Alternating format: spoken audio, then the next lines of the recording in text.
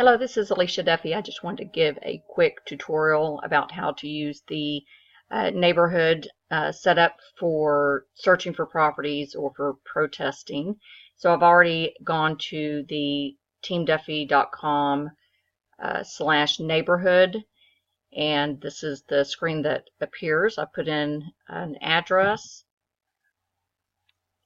Next, we'll box in an area and then go up to the top, residential. We'll hit sold if we're wanting to look back for property taxes.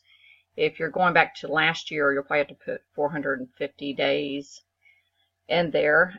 Take the actives off. We will want to add additional filters because that's too many to look at.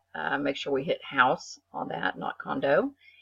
Go in, you can put the bedrooms, bathrooms, square footage within a couple of hundred above and below. Yours is best.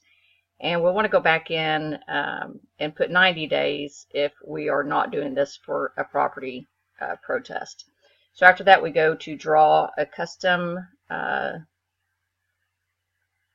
line where we are wanting the lines to be, which is obviously our subdivision. Or you can just connect the larger streets together if you're not sure exactly where your subdivision ends. That way you're not getting tons of other houses that are not even related to yours. Then just go up and you hit save, and then your monthly neighborhood alert is set up. So once a month you will get the email, and it will have the houses over. If you look on the right, it says neighborhood alert, and it'll give you the averages and then the houses that you can click on below. If you have any questions, let me know. Don't forget to subscribe to our channel. Feel free to contact me with any questions, 214-682-5009.